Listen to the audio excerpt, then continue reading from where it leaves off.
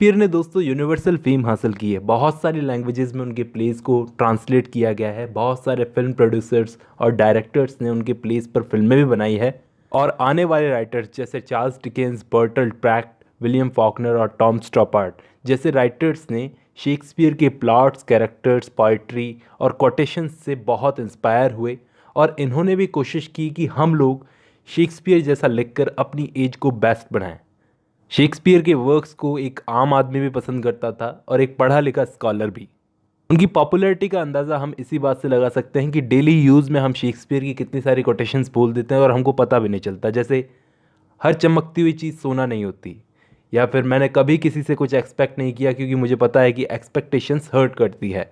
तो ऐसी बहुत सारी कोटेशंस हम डेली यूज़ में बोल जाते हैं और हमको पता तक नहीं होता कि शेक्सपियर ने इन कोटेशंस को लिखा था। दोस्तों, बहुत सारे वर्ड्स को शेक्सपियर ने ढूंढा इंग्लिश लैंग्वेज के अंदर।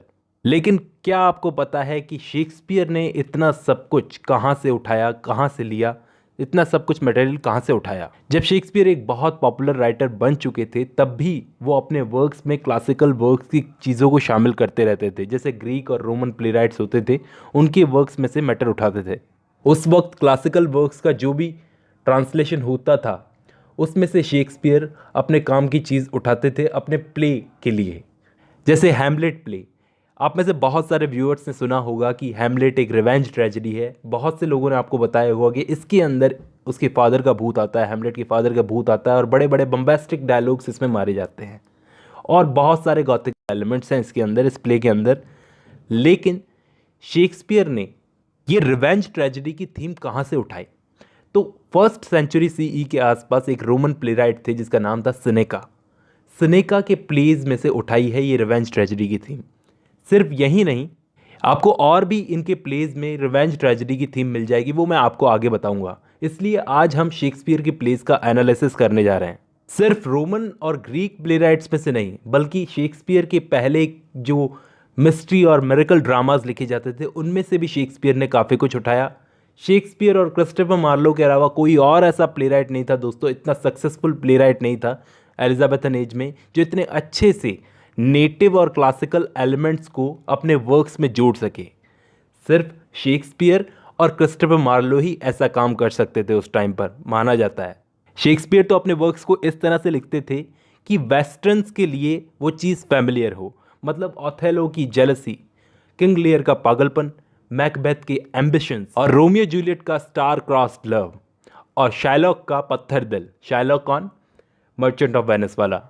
ये सब चीज़ें वेस्टर्न कल्चर के लिए एलिजाबेथन टाइम पर फैमिलियर थी, तो ड्रामा देखने वालों को ये चीज़ें अपनी सी लगती थी। दूसरा, शेक्सपियर हस्बैंड वाइफ के रिलेशनशिप को अच्छा समझते थे। सिर्फ हस्बैंड वाइफ नहीं, लवर्स, पार्टनर्स, बच्चों, दोस्तों के रिलेशनशिप को अच्छे से समझते थे। विलियम शेक्सपियर आप देख लो, रोमियो जूलियट है, उसमें जितनी इनोसेंस और यूथफुलनेस दिखानी चाहिए थी शेक्सपियर ने उतनी ही डाली है। ये एक टाइप की रिलेशनशिप हो गई। सिर्फ पार्टनर्स में या लवर्स में इसी टाइप की रिलेशनशिप नहीं होती कि दोनों एक समान प्यार करें दोनों को, बल्कि मैकबेथ में देखो, उसके अंदर एक पार्टनर दूसरे पार्टनर पर अपना कंट्रोल रख रहा है। मेरे कहने का मतलब है लेडी मैकबेथ ने अपने हस्बैंड मैकबेथ पर कैसे कंट्रोल कर रखा था, उसके सोचने समझने के बिहेवियर पर भी। ओथेलो में जो रिलेशनशिप है उसमें बताया गया है कि एक ऑफिसर का दिमाग जेलसी के चलते कैसे फिर सकता है और वो क्या क्या कर सकता है। तो इनके प्लेज स्पेशल इसलिए हैं क्योंकि इनके प्लेज के अंदर, ट्रेजेडीज़ के अंदर आप कैरेक्टर्स की इमोशनल रेंज को देखो। उनकी ऐसी इमोशनल रेंज थी उनके कैरेक्टर्स की जिनकी बराबरी आने वाला कोई ड्रामेटिस्ट नहीं कर सका।